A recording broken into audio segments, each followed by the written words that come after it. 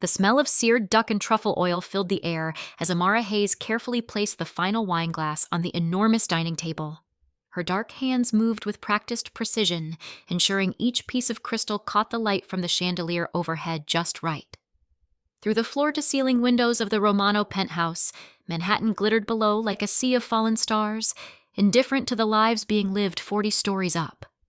She stepped back to survey her work. 12 place settings perfectly aligned. White roses in low arrangement so they wouldn't obstruct conversation. The good china, Bernardaud, Mrs. Chen had told her, worth more per plate than Amara made in a month. Her phone buzzed in her pocket. She pulled it out, her stomach clenching at the name on the screen. Devon. Need $200 for Jasmine's medication. Insurance denied the claim again. Amara closed her eyes and leaned against the sideboard. Her daughter, 7 years old, asthmatic, and completely dependent on an inhaler that cost a fortune even with insurance. The irony wasn't lost on her. She worked in a penthouse worth $30 million, while her own child struggled to breathe in a one-bedroom apartment in the Bronx. Amara. I get paid Friday. Can it wait 2 days? Devon. Her inhaler runs out tomorrow. She needs it, Amara. Of course she did. Amara typed back quickly. Amara. I'll figure something out. She pocketed the phone and returned to her work, blinking back the tears that threatened to ruin her makeup. She couldn't afford to look anything less than perfect tonight. Not when Dante Romano was hosting his first major family dinner since taking over as head of the organization. If you're enjoying the story so far, don't forget to hit the like button and subscribe. Drop a comment telling me where in the world you're watching from. I love hearing from you. Miss Hayes? The voice came from behind her, deep and controlled. Amara's spine straightened automatically before she turned. Dante Romano stood in the doorway of the dining room, and even after 3 months of working for him, the sight still made her breath catch. He was tall, easily 6'3", with the kind of build that came from actual work, not just gym sessions. Dark hair swept back from a face that could have been carved from marble. Strong jaw, high cheekbones, and eyes the color of aged whiskey that seemed to see straight through whatever walls you tried to build. Tonight he wore a black suit tailored so perfectly it looked like a second skin, but it was the way he carried himself that truly set him apart. Dante Romano didn't walk into rooms. He owned them before he even crossed the threshold. Mr. Romano. Amara's voice came out steady, professional. Everything is ready for your dinner? His eyes swept over the table, missing nothing. Then they landed on her, and she felt that familiar flutter of awareness that she desperately tried to ignore. You've outdone yourself, he said quietly, as always. Thank you, sir. He moved closer, and Amara caught the scent of his cologne, something expensive and masculine that made her dizzy. He stopped in front of one of the place settings, adjusting a fork that was already perfectly aligned by a millimeter. My brother is coming tonight, Dante said, his tone carefully neutral. Luca. Amara nodded. She'd heard about Luca Romano from the other staff. The younger brother, the charmer, the one who'd never quite forgiven Dante for inheriting their father's empire instead of sharing it equally. He can be... Dante paused, choosing his words carefully. Difficult. Especially with staff. I can handle difficult, sir. Dante's eyes met hers, and something flickered in their depths. Concern, maybe, or warning. I'm sure you can. But if he says or does anything that makes you uncomfortable, you tell me immediately. Understood? The protectiveness in his voice did something dangerous to Amara's heart. She reminded herself firmly that Dante Romano was her employer. Nothing more. The fact that he'd quietly tripled her salary when he learned about Jasmine's medical needs didn't mean anything beyond basic human decency. The fact that he asked about her daughter by name, that he'd had his personal physician send over samples of Jasmine's medication when the insurance company was being difficult, that he looked at her sometimes like she was the only person in the room. None of that meant what her foolish heart wanted it to mean. Understood, Mr. Romano. Dante, he corrected, as he had been doing for weeks now. When we're alone, it's Dante. Before Amara could respond, voices echoed from the foyer. Dante's expression shifted, the warmth draining from his eyes and replaced by cool authority. They're here, he said. You should... I know what to do, sir. Amara smoothed down her uniform, simple black dress, white apron, completely professional. I'll be invisible. Something tightened in Dante's jaw. You could never be invisible, Amara. Then he was walking toward the foyer, leaving her standing alone with her racing heart and the distinct feeling that tonight was going to change everything. The guests arrived in a wave of expensive perfume, loud voices, and barely concealed power plays. Amara moved through the crowd with practiced grace, taking coats, directing people to the bar, smiling politely while being looked through as if she were made of glass. She'd perfected the art of invisibility over the years. It was a survival skill when you cleaned houses for the wealthy, when you served dinner to people who spent more on wine than you made in a year. You became part of the furniture, present but not really there, useful but forgettable. Dante's family was exactly what she'd expected. His uncle Marco, barrel-chested and loud, already on his third drink. His cousin Gabriella, dripping in diamonds and designer labels, holding court about her recent trip to the Amalfi Coast. Various business associates whose names Amara didn't bother learning, all of them circling Dante like sharks who couldn't decide if they were afraid of him or plotting against him. And then there was Luca. He arrived fashionably late, sweeping through the door with a kind of charisma that demanded attention. Where Dante was controlled and precise, Luca was loose and charming. Same dark hair, same strong features, but his eyes were lighter, more green than gold, and they held a recklessness that Dante's never did. Brother! Luca's voice boomed across the penthouse. Look at you playing king of the castle. Dante's smile didn't reach his eyes. Luca, I'm glad you could make it. Wouldn't miss it for the world. Luca embraced Dante, and even from across the room, Amara could see the tension in Dante's shoulders. After all, it's not every day the family gathers to celebrate your coronation. The word hung in the air, sharp-edged despite Luca's jovial tone. Amara moved to take Luca's coat, and for the first time that evening, someone actually looked at her. Really looked at her. Luca's eyes traveled from her face down her body and back up again, slow and deliberate. His smile widened. Well, hello there, he said smoothly. And who might you be? I'm Mr. Romano's housekeeper, sir.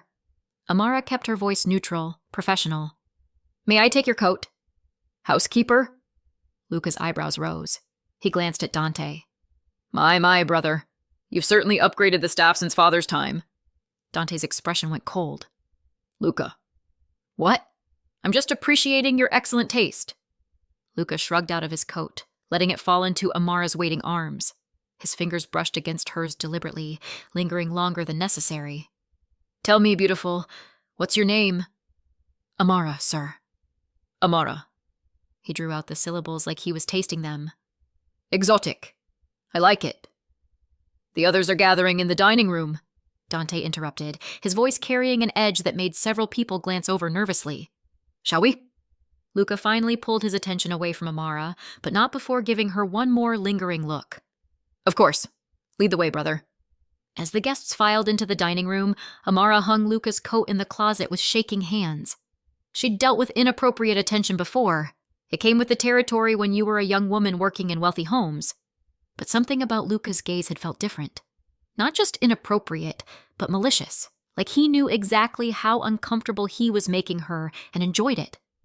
She took a deep breath, squared her shoulders, and headed to the kitchen to help Mrs. Chen with the first course. Dinner started civilly enough.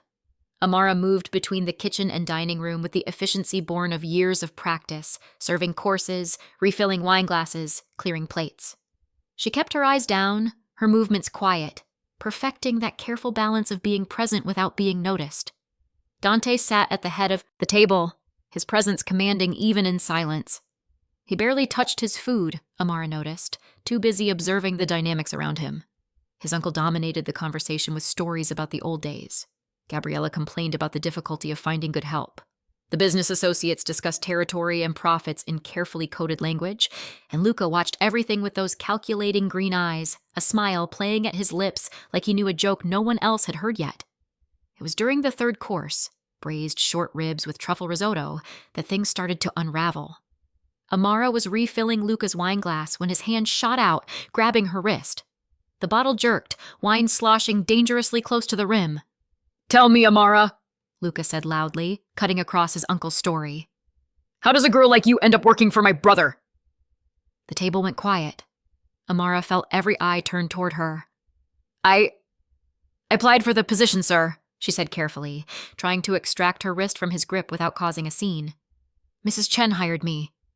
Mrs. Chen. Luca's smile widened. But Dante kept you on. Interesting. His thumb rubbed across the inside of her wrist, and Amara's stomach turned. And what exactly are your duties here? Luca. Dante's voice was quiet, but it cut through the room like a knife. Let her go. I'm just getting to know your staff, brother. That's not a crime, is it? But Luca released her wrist, holding his hands up in mock surrender. Amara stepped back, her heart pounding. She caught Dante's eye for just a second, long enough to see the fury burning there, before she ducked back toward the kitchen. She was loading dirty plates when Mrs. Chen grabbed her arm. You need to be careful with that one, the older woman said quietly. Mr. Luca. He's got a mean streak. Always has. I can handle it, Amara replied, but her hands were shaking as she scrubbed at a wine stain on her apron. It's not about handling it, dear. It's about surviving it. Mrs. Chen's expression was grave. There's bad blood between the brothers. Has been since their father died. And Mr. Luca, he likes to hurt Mr. Dante by hurting the things Mr. Dante cares about. Amara's head snapped up. I'm just the housekeeper. Mrs. Chen gave her a long, knowing look.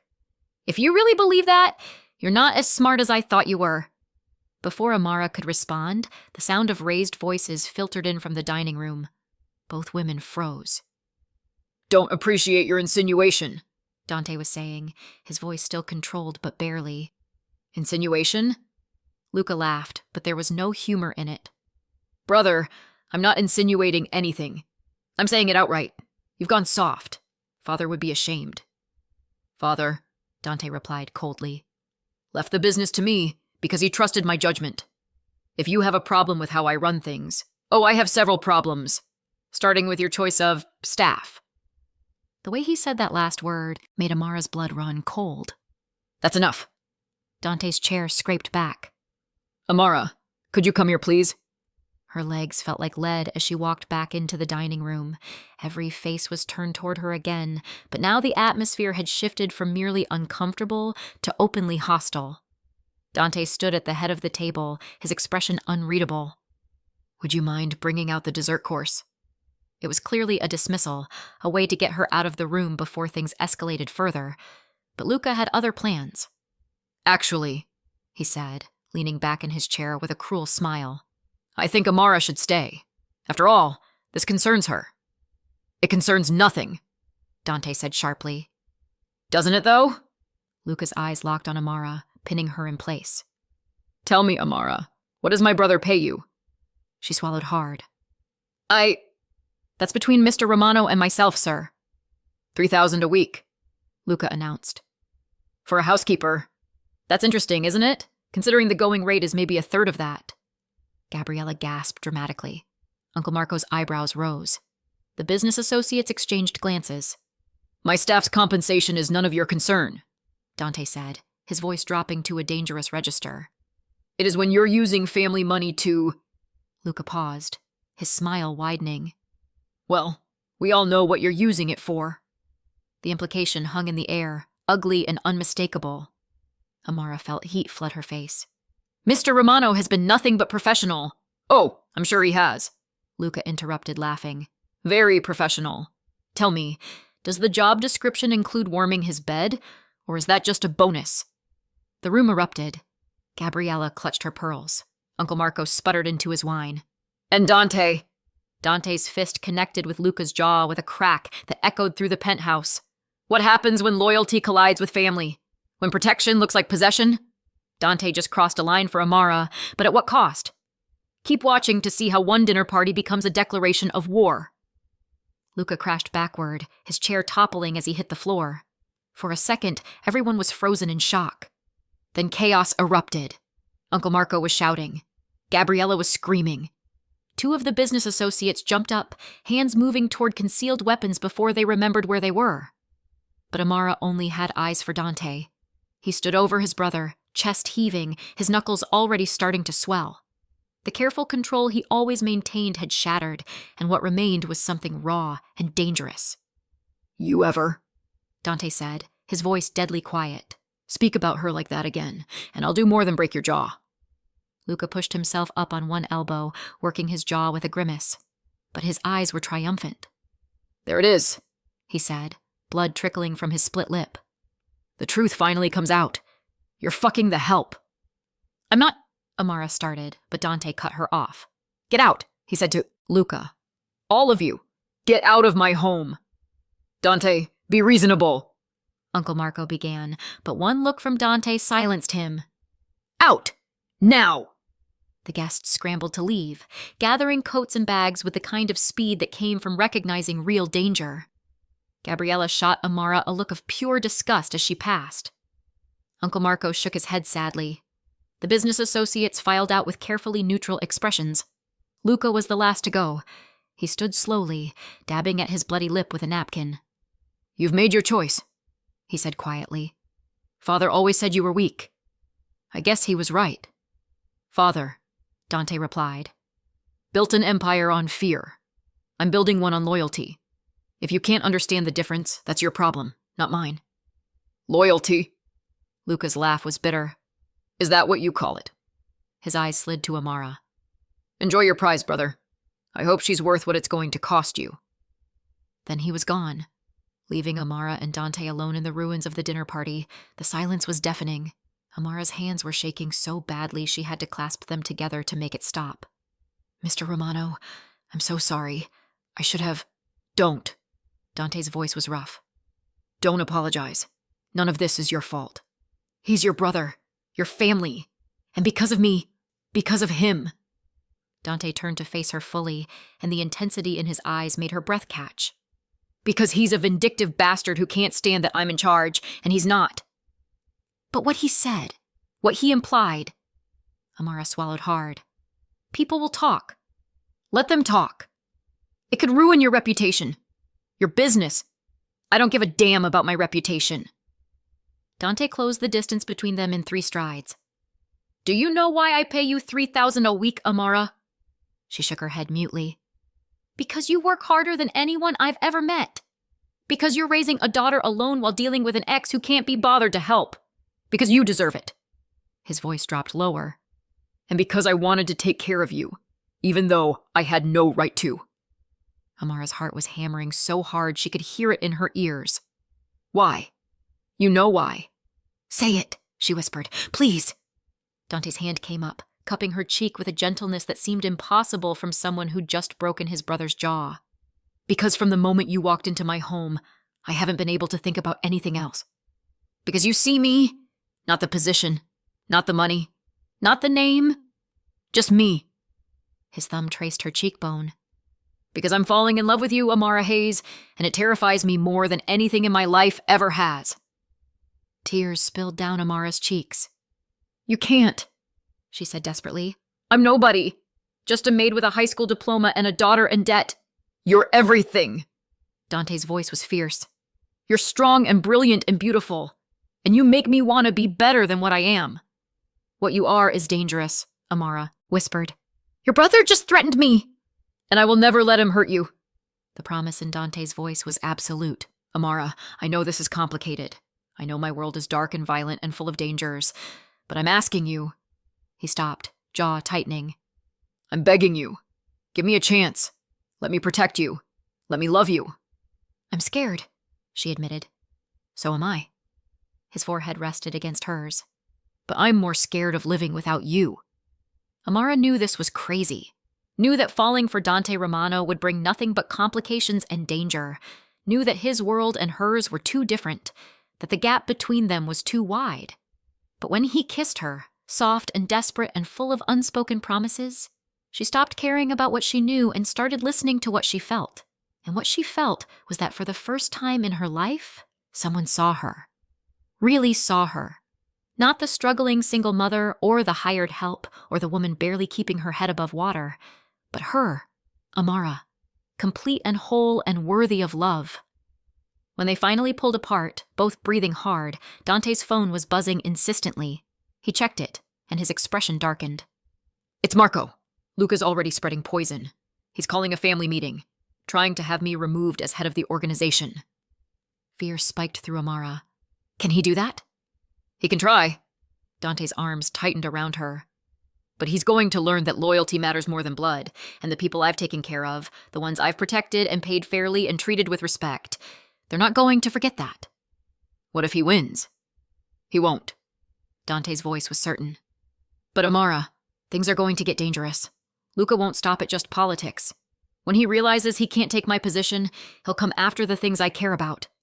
His eyes held hers. He'll come after you. Then maybe I should leave, Amara said, even though the words felt like tearing her own heart out. Maybe I should... No. Dante's grip was gentle but unyielding. I won't let you sacrifice yourself to protect me. We face this together, or not at all. Together, Amara repeated, testing the word. It felt foreign and terrifying and absolutely right. Together, Dante confirmed. You, me and Jasmine. I'm going to keep all of you safe. I swear it. Outside the windows, Manhattan glittered on, indifferent to the lives being lived in the penthouse. Somewhere out there, Luca Romano was plotting his revenge. The family was choosing sides. And Amara Hayes had just stepped into a world where love could be as dangerous as any weapon. But as Dante held her close, his heartbeat steady against her cheek, she made her choice. She chose him. Chose love. Chose to believe that maybe, just maybe, they could survive what was coming, even if neither of them knew just how high the cost would be. The sun was barely rising over Manhattan when Amara's phone rang. She fumbled for it on Dante's nightstand, her eyes still heavy with sleep. The events of last night felt surreal in the pale morning light. The disastrous dinner, Dante's confession, the kiss that had changed everything. She'd stayed. That was the truth of it. After the guests left, after they'd cleaned up together in companionable silence, Dante had asked her to stay. And she had. Nothing had happened beyond falling asleep in each other's arms on his couch, but it felt more intimate than anything Amara had experienced in years. The phone screen showed Devon's number. Amara's stomach clenched. Hello? Where the hell are you? Her ex's voice was sharp with accusation. I've been calling you all night. Jasmine's asking for you. Amara sat up quickly, careful not to wake Dante, who was still asleep beside her. Is she okay? Did something happen? She's fine. But she woke up crying, asking where her mom was. What am I supposed to tell her, Amara? That you're too busy playing maid to some rich guy to come home? The barb hit its mark. Guilt flooded through her. I had to work late. There was an event. Save it. Just get home. He hung up before she could respond. Amara stood on shaking legs, gathering her things. She'd have to go back to the Bronx, face Jasmine's questions, pretend everything was normal when her entire world had tilted on its axis. Amara? She turned to find Dante awake, his hair mussed, his shirt wrinkled. Even disheveled, he was beautiful. I have to go, she said softly. Jasmine needs me. Understanding crossed his face. Let me drive you. No, I can take the subway. Amara. He stood, crossing to her. After what happened with Luca, I'm not letting you travel alone. Please. She wanted to argue, wanted to maintain some independence, but the fear in his eyes stopped her. He was genuinely worried, and maybe, she admitted to herself, she was a little scared too. Okay, she agreed quietly. The drive to the Bronx was quiet. Dante's driver, a stoic man named James, navigated the morning traffic while they sat in the back of the black SUV. Dante held her hand the entire way, his thumb tracing circles on her palm. I need to tell you something, he said as they crossed into her neighborhood. About Luca. Amara's stomach tightened. What about him? He's not just vindictive. He's dangerous. Dante's jaw was tight. 3 years ago, he was dating a woman from Queens, a teacher. She broke it off when she found out what the family really did. 2 weeks later, her apartment caught fire. She barely made it out alive. Horror washed over Amara. You think he... I know he did. I couldn't prove it, but I know. Dante's eyes were dark with old anger. He's always been like this. Entitled. Cruel.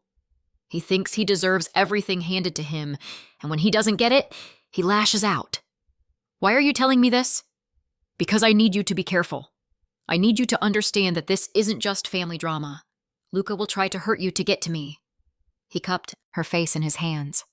I'm assigning protection to you and Jasmine, round the clock. Dante, I can't. Bodyguards? How do I explain that to my daughter? Tell her they're friends of mine. Tell her anything you want. But I won't compromise on this.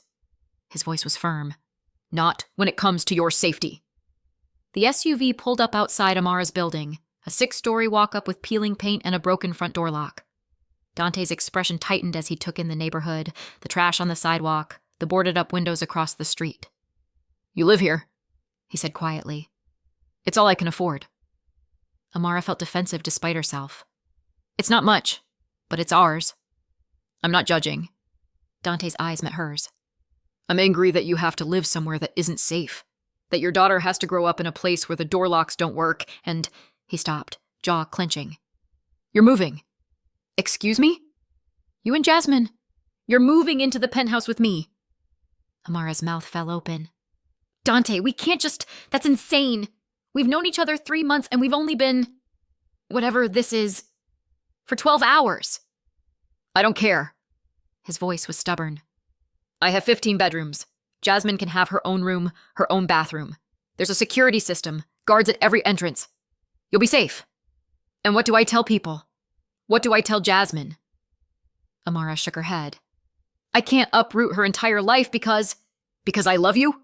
Dante interrupted. Because I want to keep you safe? Amara, I understand this is fast. I understand it's unconventional. But my brother just declared war, and I will not leave you vulnerable. Amara wanted to argue more, but the fierce protectiveness in his eyes made her throat tight. No one had ever cared about her safety like this. No one had ever wanted to protect her.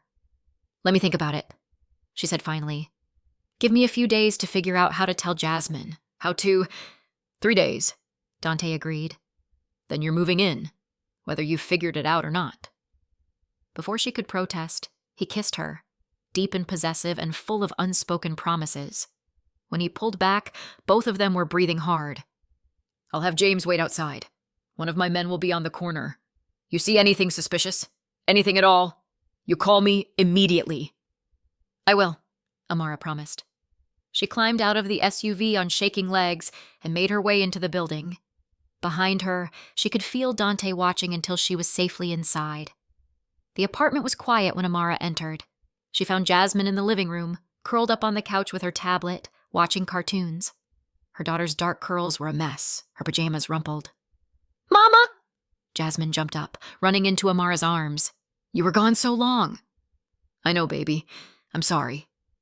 Amara held her tight, breathing in the familiar scent of her daughter's strawberry shampoo. Work ran late. Daddy said you were with a boy. Jasmine pulled back, her brown eyes curious. Do you have a boyfriend? Amara shot a look at Devon, who shrugged unapologetically from the kitchen doorway. It's complicated, Amara said carefully. But yes, there is someone. Someone important. Is he nice? Very nice. Amara tucked a curl behind Jasmine's ear. He asked about you.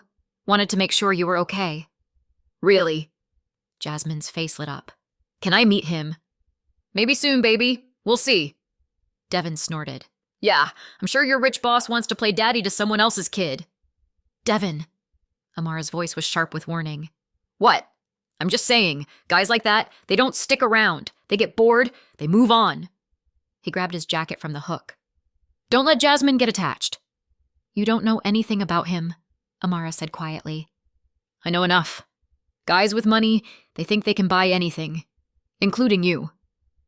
Devon's expression was bitter. Just don't come crying to me when it all falls apart.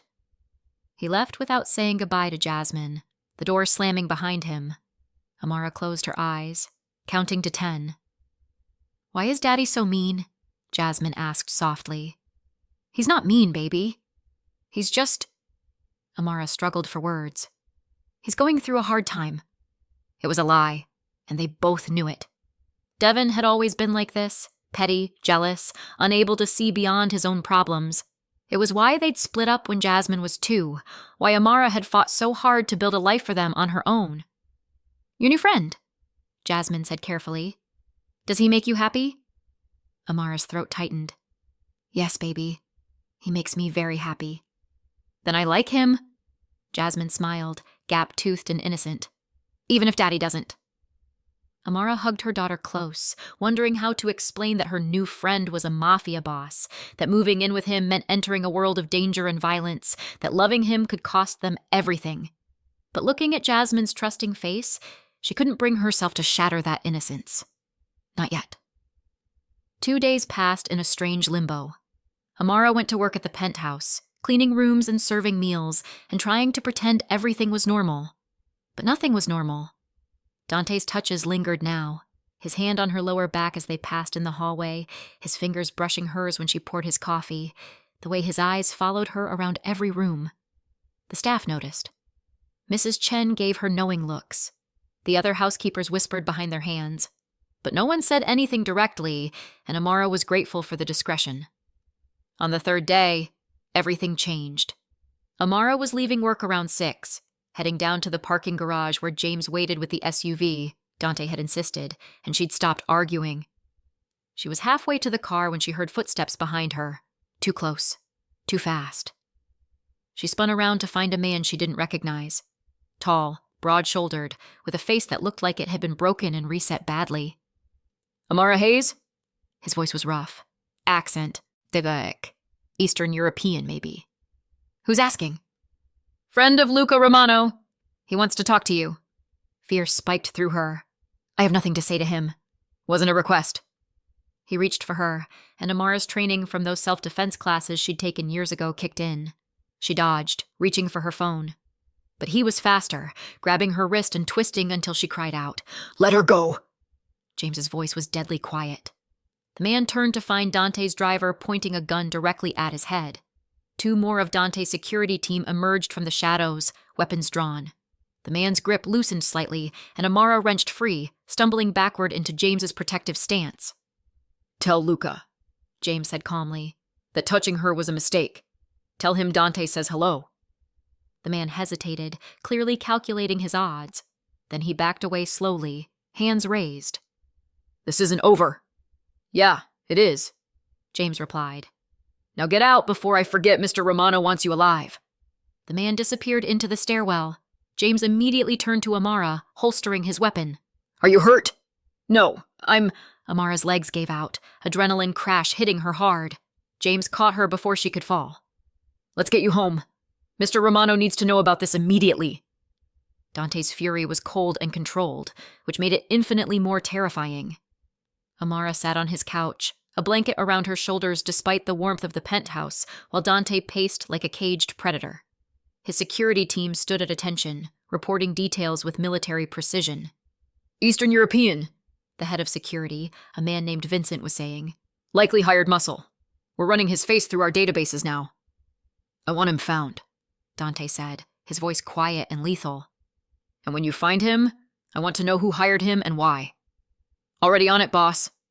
Dante dismissed them with a wave, then crossed to Amara. He knelt before her, taking her hands in his. "Are you sure you're okay?" His eyes searched her face. "He didn't hurt you?" "Just scared me," Amara admitted. Her wrist ached where the man had grabbed her, but she didn't mention it. Dante was already barely holding himself together. "This is my fault." His jaw was tight. "I should have anticipated Luca would move this quickly." "How could you have known?" "I know my brother." Dante's voice was harsh. "I know how he operates. And I should have protected you better. You can't protect me from everything. Watch me." He stood abruptly. "James, get the car ready. Vincent, I need 4 men, armed and ready to move." "Where are we going?" Amara asked. "To get Jasmine." Dante's expression was absolute. "You're both moving in tonight. No more waiting, no more discussion. Luca just escalated this, and I won't leave you vulnerable for another second." "Dante, I need to explain this to her properly. I need to—" "Then explain it here. In a place with guards and security, and where Luca's hired thugs can't get to." "Her." He cupped her face in his hands. "Please, Amara. I'm begging you. Let me keep you safe." The fear in his eyes undid her. This wasn't about control or possession.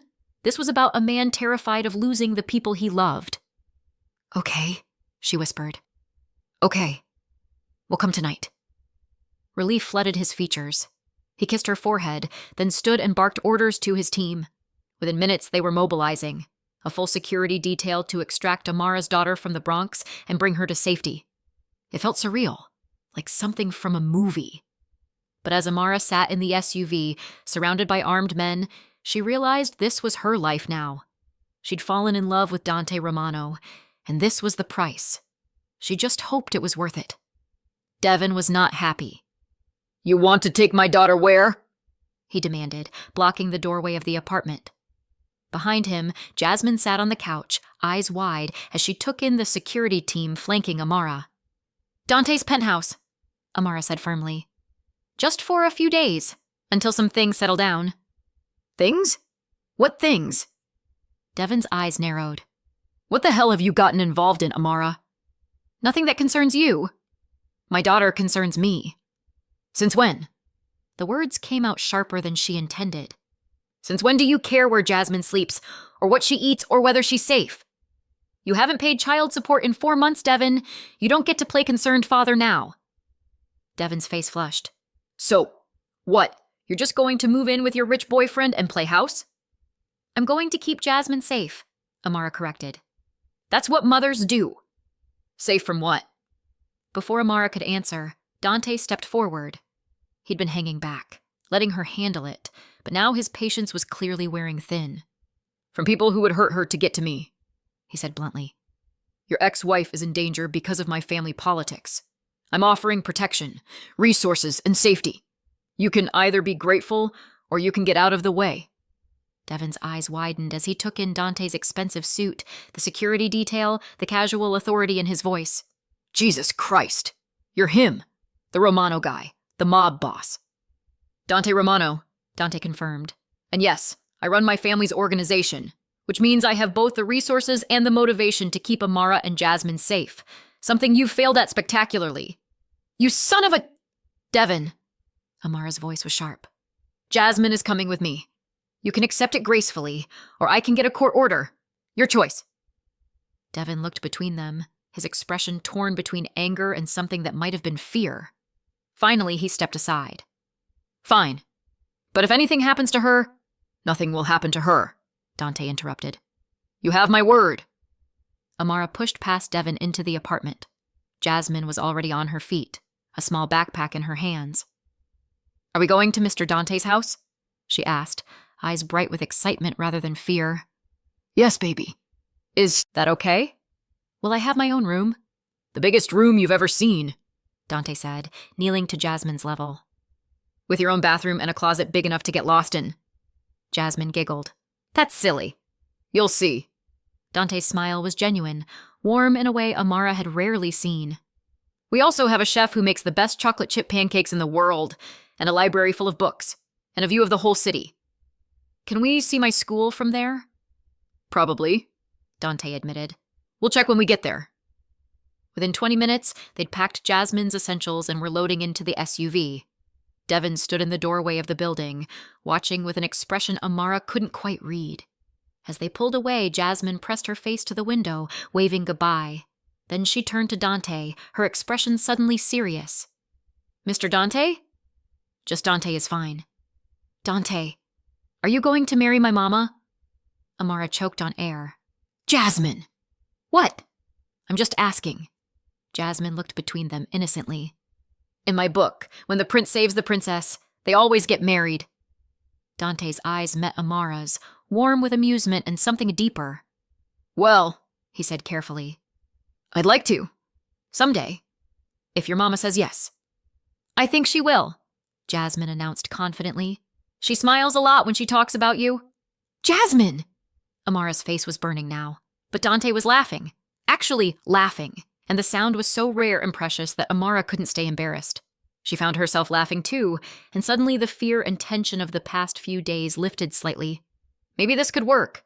Maybe they could build something real despite the danger and complications. Or maybe, whispered a small voice in the back of her mind, maybe you're being naive. Maybe love isn't enough when violence and death are always one step behind.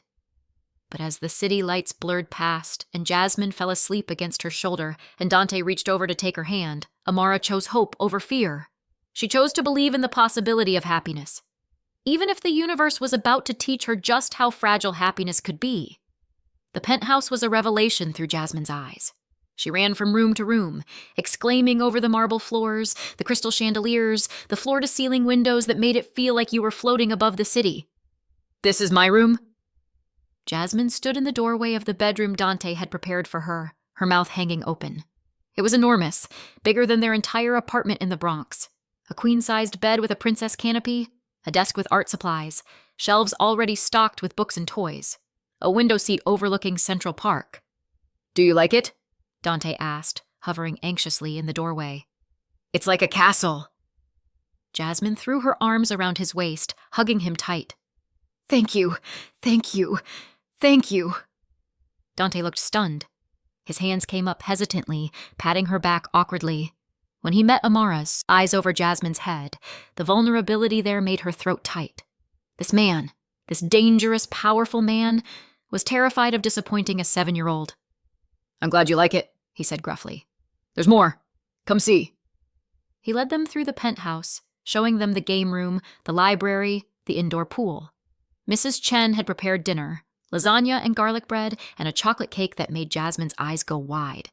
They ate together at the enormous dining table, and for the first time since the disastrous dinner party, the space felt warm, full of life and laughter and the sound of a child's joy.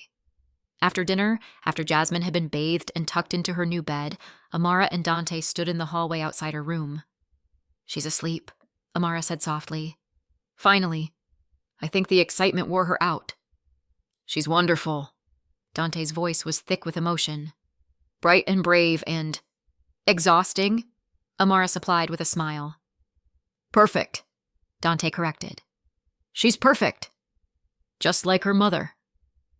He pulled Amara close, and she went willingly, resting her head against his chest and listening to the steady beat of his heart. "I was so scared today," she admitted.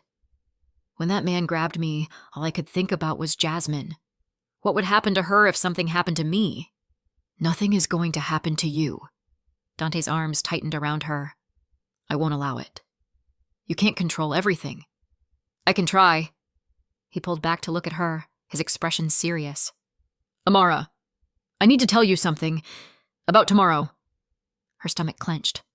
"What about tomorrow?" "There's a family meeting. The entire organization will be there. Luca's been calling for it for days, and I can't put it off any longer." His jaw tightened.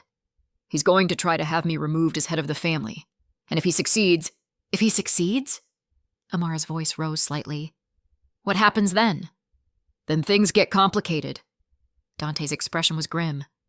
"The family leadership passes to the next in line, which is Luca. And if Luca's in charge..." "He'll come after us," Amara finished quietly. "Not if I have anything to say about it." Dante's voice was hard. "But I need you to understand. Tomorrow, I'm going to have to be someone else. The man who walked away from that dinner party after punching his brother? That was personal. Tomorrow has to be professional, cold, calculated." "The man everyone's afraid of," Amara said. "Yes." Dante's eyes held hers. "Will you still love me when you see that side of me?" The question hung between them, heavy with implications. Amara thought about the man who'd held her through the night, who'd laughed with Jasmine over dinner, who'd shown nothing but gentleness and care. But she also thought about the split second of violence when he'd punched Luca, the cold fury in his eyes, the easy way he'd ordered his men to find and hurt the person who'd threatened her. This was the duality of Dante Romano, gentle and brutal, loving and lethal. "Yes," she said finally. "I'll still love you, because all of it is you, the gentle parts and the dangerous parts. I don't get to pick and choose which pieces I keep." Something shifted in Dante's expression, relief mixed with awe. "You're remarkable." "I'm terrified," Amara corrected, "but I'm choosing you anyway." He kissed her then, deep and desperate, and Amara felt the last of her reservations crumble. This was real, messy and complicated and dangerous, but real.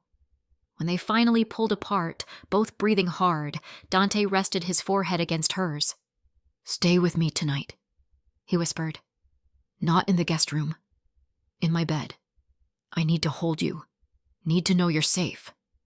"Jasmine is right down the hall with security monitoring every entrance." His thumb traced her jaw. "Please, Amara. I just need you close." She nodded, unable to speak past the emotion clogging her throat. They walked hand in hand to his bedroom, the room she'd cleaned 1,000 times but never truly seen. Now, in the soft lamplight, it felt different, intimate, like a sanctuary from the storm gathering outside. Dante helped her out of her clothes with reverent hands, replacing them with one of his soft t-shirts that swallowed her frame. Then he pulled her into bed, wrapping himself around her like he could shield her from the entire world through sheer will alone. "Whatever happens tomorrow," he murmured against her hair, "I need you to know something." "What?" "You and Jasmine are my family now. Not by blood, but by choice. And I protect my family above everything else." His arms tightened. "Everything." Amara closed her eyes, pressing closer to him. Outside, the city hummed with life. Somewhere out there, Luca Romano was plotting their destruction. Tomorrow would bring a reckoning that could change everything. But tonight, in Dante's arms, Amara let herself believe in the possibility of safety, of love, of a future where happy endings were more than just fairy tales. Even if a small voice in the back of her mind whispered that fairy tales always had monsters. And in Dante's world, the monsters were real. If you're hooked on this story, make sure to subscribe and turn on notifications so you never miss an upload. Your support means everything and helps me bring you more emotional stories like this one. The morning of the family meeting arrived with unseasonable rain. Amara woke to the sound of it beating against the windows, Dante's arms still wrapped protectively around her waist. For a moment, she allowed herself to simply exist in that space, warm and safe and loved. Then reality crashed back in. "You're awake," Dante murmured against her neck. "I can feel you thinking." "I'm scared," Amara admitted. "So am I." He pressed a kiss to her shoulder. "But fear means you have something worth protecting." They lay there in silence for another moment before Dante's phone buzzed insistently on the nightstand. He reached for it with a sigh, his expression hardening as he read the screen. "It's time," he said quietly. "The meeting's at noon." Amara turned in his arms to face him. In the gray morning light, she could see the weight he carried, the responsibility, the danger, the constant calculation of threat and protection. "What do you need me to do?" "Stay here. Keep Jasmine safe. Vincent will be stationed outside your door with a full security team." His hand cupped her cheek. "And trust that I know what I'm doing." "I do trust you." Amara covered his hand with hers. "But promise me you'll come back." "Always," Dante said fiercely. "I'll always come back to you." They got up and went through the motions of a normal morning. Breakfast with Jasmine, who chattered excitedly about starting at her new school next week, completely oblivious to the tension thrumming through the adults. Dante was gentle with her, patient with her questions, and Amara fell a little more in love watching him. At 11:30, Dante changed into a black suit that made him look every inch the Don he was. He checked his weapon with practiced efficiency, sliding it into a shoulder holster beneath his jacket. When he caught Amara watching, his expression softened. "I know this isn't the life you imagined," he said quietly. "Nothing about you is what I imagined," Amara replied. "But I wouldn't change it." He crossed to her, pulling her into a kiss that tasted like coffee and desperation and promises. When he pulled back, his eyes were blazing with emotion. "I love you, Amara Hayes. Remember that. No matter what happens today, no matter what you hear about me, remember that I love you." "I love you too," she whispered. Then he was gone, leaving her alone with Jasmine and a team of armed guards and a fear that sat like ice in her stomach. The meeting was held at Romano's, the upscale Italian restaurant that served as the family's legitimate front. The private room in the back had hosted countless business dinners, celebrations, and more than once, executions. Dante arrived to find the space already full. His Uncle Marco sat at the head of the table playing mediator. Gabriella was there with her husband, both of them watching with calculating eyes. The underbosses and capote regimes filled the remaining seats, men who'd served under his father, who'd pledged loyalty to Dante when he took over, but whose loyalty was always contingent on power. And there was Luca, sitting across from Dante's empty chair, his jaw still bruised from their last encounter. His smile was all teeth and malice. "Brother," Luca said as Dante entered. "So glad you could join us." Dante didn't respond. He took his seat with deliberate calm, his expression giving nothing away. This was the man Amara had asked about. The one everyone feared. Cold. controlled, lethal. Let's get started, Marco said, his voice heavy. We're here because Luca has raised concerns about the current leadership. He's asked for a vote of confidence. A vote? Dante's voice was ice. Since when does this family operate on votes? Since you started making decisions with your dick instead of your brain, Luca shot back. You punched me in front of our associates, Dante. You humiliated me for a woman who's nothing more than... Finish that sentence, Dante interrupted quietly. And I'll finish what I started at dinner. The room went silent. Several men shifted uncomfortably. This is exactly what I'm talking about, Luca said, spreading his hands. Look at him. He's compromised. Weak. Father would be ashamed. Father, Dante said coldly, built this organization through fear and violence. He also died alone, paranoid, with more enemies than allies. Is that the legacy you want to return to? I want strength, Luca countered. Not whatever soft bullshit you're peddling. Strength? Dante leaned back in his chair. Tell me, Luca, how many territories have we expanded into since I took over? How many new revenue streams? How many alliances have I forged with families that used to be our enemies? That's not 15 territories, Dante continued, his voice cutting. 8 new revenue streams generating 20 million annually. Alliances with 3 major families that have stabilized our borders and increased our influence. He looked around the table. I've doubled our profits in 3 years, so tell me again how I'm weak. Murmurs rippled through the room. Dante could see the calculation happening. Men weighing loyalty against ambition, tradition against results. Money isn't everything, Luca insisted. What about respect? What about... Respect is earned, Dante interrupted. And I've earned it by taking care of our people. Every man in this organization makes more now than they did under Father. Their families are protected. Their children go to good schools. That's not weakness, Luca. That's strategy. It's sentiment, Luca spat. And sentiment gets you killed. No, Dante said softly. Stupidity gets you killed. Betrayal gets you killed. Coming after my family. His voice dropped to a dangerous register. That gets you killed. The temperature in the room seemed to drop. Everyone knew what he was referencing. The attack on Amara, the hired thug in the parking garage. I don't know what you're talking about, Luca said, but his eyes gave him away. Don't you? Dante pulled out his phone and placed it on the table. A video played. Grainy security footage of Luca meeting with the same Eastern European who'd attacked Amara. Money changing hands, instructions being given. The room erupted. Men were shouting, demanding explanations. Marco's face went purple with rage. You hired outside muscle to attack a civilian? Marco demanded. A woman? Have you lost your mind? She's not just a woman, Luca said desperately. She's compromising Dante's judgment, making him... She's under my protection, Dante interrupted, his voice cutting through the chaos like a blade. Which means attacking her is attacking me, attacking the family. He stood slowly, and every man in the room tensed. By the old laws, by Father's laws, that's treason, and we all know the penalty for treason. Luca's face went white. You can't. I'm your brother. You stopped being my brother the moment you put a target on her back. Dante's expression was carved from ice. Marco, call for the vote. Leadership stays with me, or it passes to Luca. But if it passes to Luca, I walk, and I take everyone who's loyal to me with me.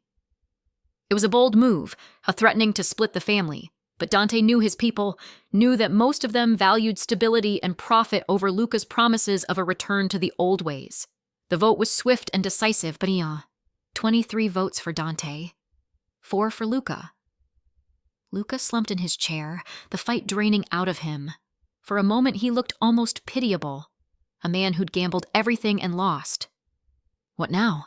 He asked quietly. Now, Dante said. You leave. You take nothing. No money, no property, no use of the family name. You're cast out, Luca. Dead to us. You do that. To your own brother. You did it to yourself. Dante's voice was empty of emotion. You have 24 hours to leave the city. After that, if I see you, if I hear you're anywhere near Amara or Jasmine, I won't be so merciful. Luca stood on shaking legs. For a moment, Dante thought he might lunge, might try one last desperate attack. Instead, His brother walked to the door, pausing at the threshold. "This isn't over," Luca said quietly. "Yes," Dante replied. "It is." But it wasn't. Not even close. Dante returned to the penthouse around 3, exhausted but victorious. Vincent met him at the elevator with a grim expression. "We have a problem." Dante's blood ran cold. "Where's Amara?" "She's fine. So is the little girl. But we intercepted something." Vincent handed him a phone. "Luca made a call before he left the restaurant." Dante listened to the recording, his stomach dropping with each word. Luca hadn't accepted defeat. He'd made one final play, a call to the Castellano family, offering them information about Dante's operations in exchange for help taking him out. The Castellanos had agreed. "How long do we have?" Dante asked. "They're mobilizing now. Could be here within the hour." Dante's mind raced. The Castellanos were one of the most powerful families in New York. If they came for him, it would be with overwhelming force. The penthouse was secure, but not secure enough to withstand a full assault. He needed to move Amara and Jasmine somewhere safe, somewhere the Castellanos couldn't reach them. "Get the safe house ready," Dante ordered. "Upstate, the one near the Canadian border. Stock it with supplies for a month. I want a full security team." "Boss!" Vincent's voice was tight. "There's more." "What?" "Luca's not just coming with the Castellanos. He's coming for the girl." The world seemed to tilt. "What?" "He knows the fastest way to hurt you is through them. He told the Castellanos he'd deliver your weakness gift-wrapped." Vincent's expression was grim. "He's going to take Jasmine." Pure primal rage flooded through Dante.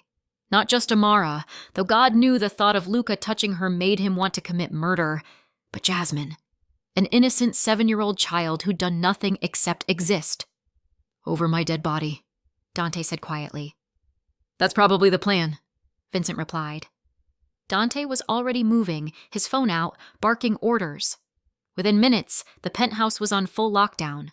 Steel shutters rolled down over the windows. Additional security poured in. The entire floor became a fortress, but Dante knew it wasn't enough. If the Castellanos came with their full force, if Luca was desperate enough to burn everything down, the penthouse would become a tomb. He found Amara in Jasmine's room, reading a book to her daughter. They both looked up when he entered, and Amara's smile died when she saw his expression. "What happened? We need to move. Now!" Dante's voice was urgent. "Pack a bag. Just essentials. We have maybe 30 minutes before—" The lights went out. Silence. Then, from somewhere below, the sound of gunfire. "Vincent!" Dante roared. "They're in the building!" Vincent's voice came through the radio. "Castellanos hit the lobby. We're holding them, but—" An explosion rocked the penthouse. Jasmine screamed. Amara grabbed her, pulling her close. Dante's mind worked with cold precision. They'd cut the power, which meant the elevators were out. The stairs would be compromised. Which left? "The roof," he said. "There's a helicopter pad. Vincent, get a bird in the air now." "On it!" Dante grabbed Amara's hand, pulling her and Jasmine toward the door. But they'd barely made it to the hallway when he heard it. Footsteps on the emergency stairs. Too many footsteps. They were trapped. Dante shoved Amara and Jasmine into his study, slamming the reinforced door behind them. It was designed to withstand exactly this scenario, bulletproof with its own air supply and communication systems. "There's a panic room," he said quickly, showing Amara the hidden panel behind his bookshelf. "Take Jasmine. Get inside. Don't come out until Vincent gives the all clear." "What about you?" Amara's voice was shaking. "I'm going to end this." Dante pulled out his weapon, checking the magazine with practiced efficiency. "One way or another." "Dante, no! I love you!" he interrupted fiercely. "Both of you! And I'm not letting Luca take that away from me." He kissed her hard, desperately, then pushed her toward the panic room. "Go! Now!" Amara wanted to argue, wanted to refuse. But Jasmine was crying, terrified, and she had to put her daughter first. Always! She pulled Jasmine into the panic room, the door sealing behind them with a hydraulic hiss. Through the small window, she could see Dante standing in the study, weapon raised, waiting. The door to the study exploded inward. Luca came in first, flanked by 4 Castellano soldiers. He looked wild, desperate, his bruised face twisted with rage. "Hello, brother," he said. Luca! Dante's voice was calm despite the weapon pointed at his chest. This is where it ends. You're right about that. Luca's smile was ugly. Where is she? Where's your little whore and her bastard? Not here.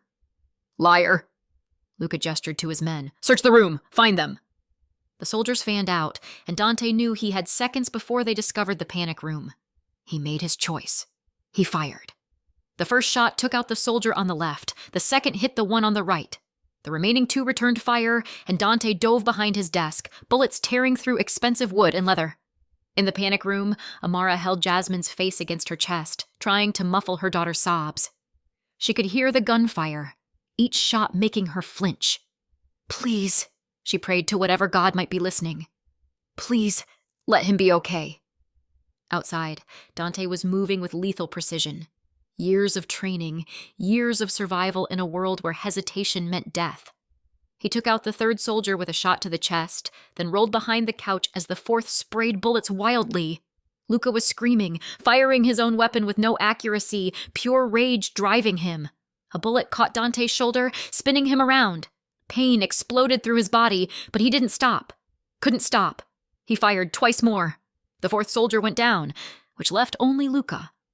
The brothers faced each other across the ruined study, both wounded, both breathing hard. You should have shared, Luca said, his voice breaking. Father's empire, his money, his respect. It should have been ours, together. It could have been, Dante replied. If you'd earned it, if you'd proven you could lead, protect, build something instead of just destroying. His weapon didn't waver. But you chose greed over family, violence over loyalty, and that, little brother, is why you lost. I haven't lost yet. Luca's eyes shifted toward the bookshelf, toward where he suspected the panic room was hidden. I still have one card to play. He fired. Not at Dante. At the bookshelf. At the small window of the panic room, the bulletproof glass held, but it cracked. One more shot, maybe two, and it would shatter. Dante moved without thinking. He threw himself between Luca and the panic room, taking the bullet meant for the glass in his chest. He went down hard, his weapon clattering away. Through the gray haze of pain, he could hear Amara screaming his name, could hear Jasmine crying. Luca stood over him, his weapon pointed at Dante's head. Goodbye, brother, he said softly. The gunshot was deafening in the enclosed space. But it wasn't Dante who fell. Luca stumbled backward, a red stain spreading across his chest. His eyes went wide with shock and confusion.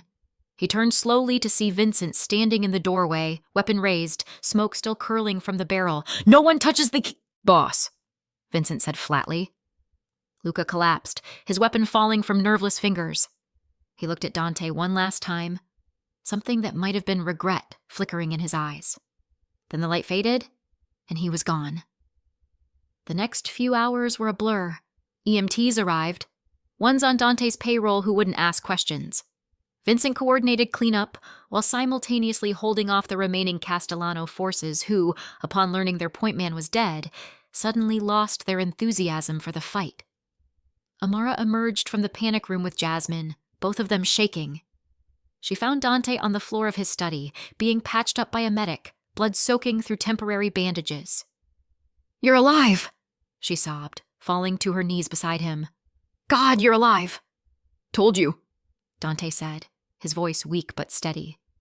Always come back. Jasmine peeked out from behind her mother, her eyes red from crying. Mr. Dante? Are you okay? I'm okay, sweetheart. Dante managed to smile despite the pain.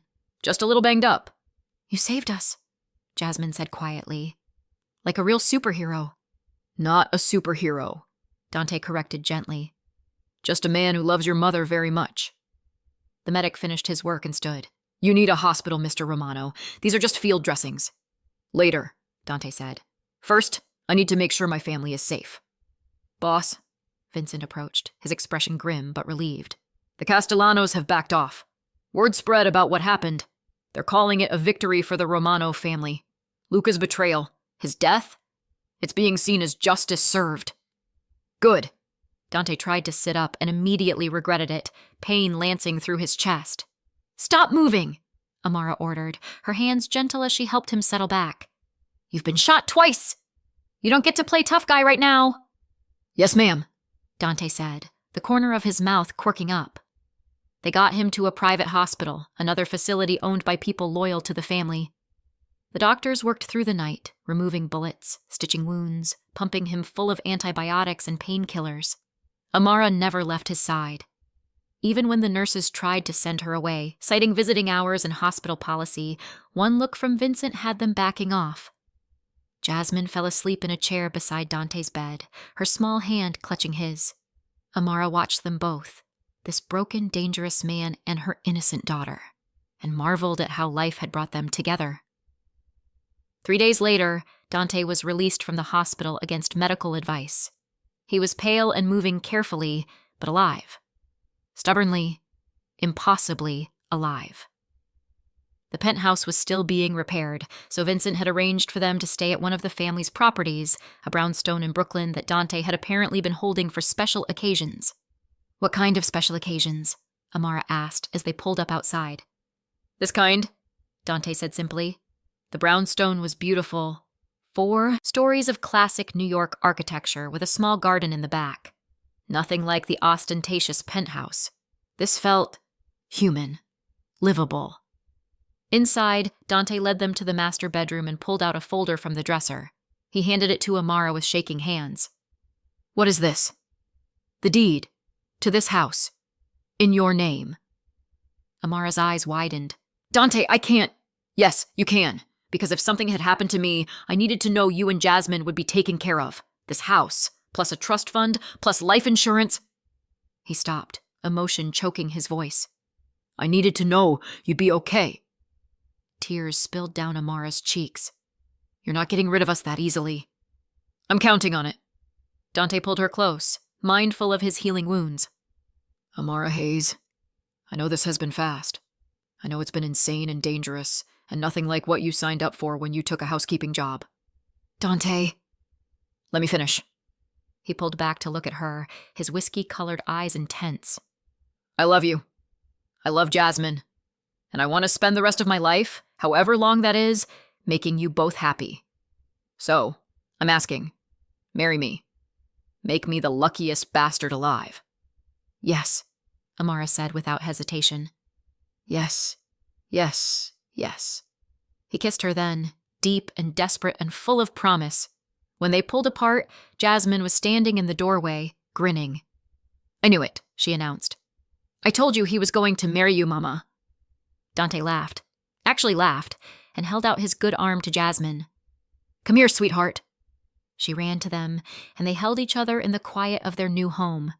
This makeshift family built from danger and desperation, and against all odds, love.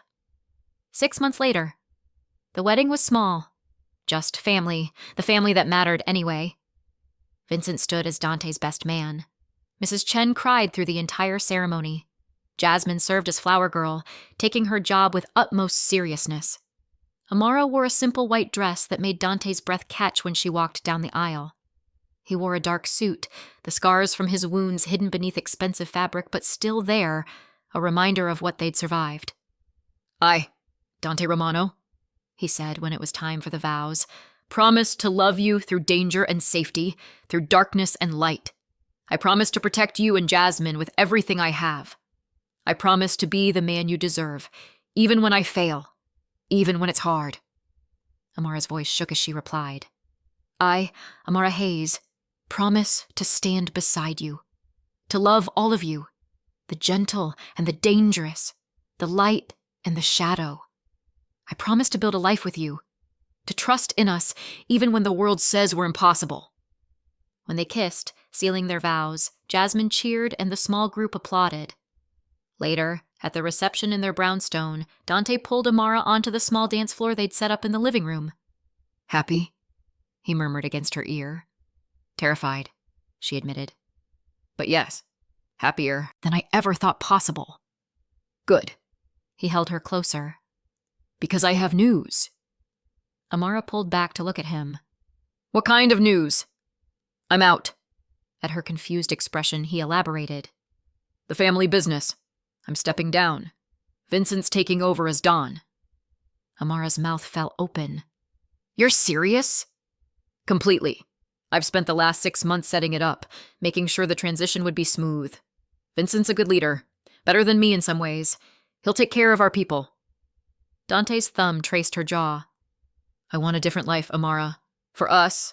For Jasmine. I want to be a husband who comes home every night. A father who can go to school plays without worrying about assassination attempts. What will you do? I've been investing in legitimate businesses for years.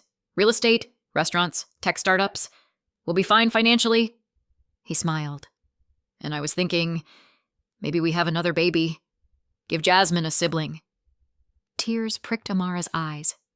You want that? I want everything with you, Dante said fiercely. The boring, normal, safe, everything. Amara laughed through her tears. I don't think we're capable of normal. Then we'll make our own normal. He kissed her softly. What do you say, Mrs. Romano? Ready for the next adventure? With you? Amara smiled. Always. 2 years later, Amara sat in the garden of the brownstone, watching Jasmine, 9 now, all long limbs and confidence, play with her baby brother. Marco Romano, named for Dante's uncle who'd passed away the year before, was 6 months old with his father's dark hair and his mother's warm brown eyes.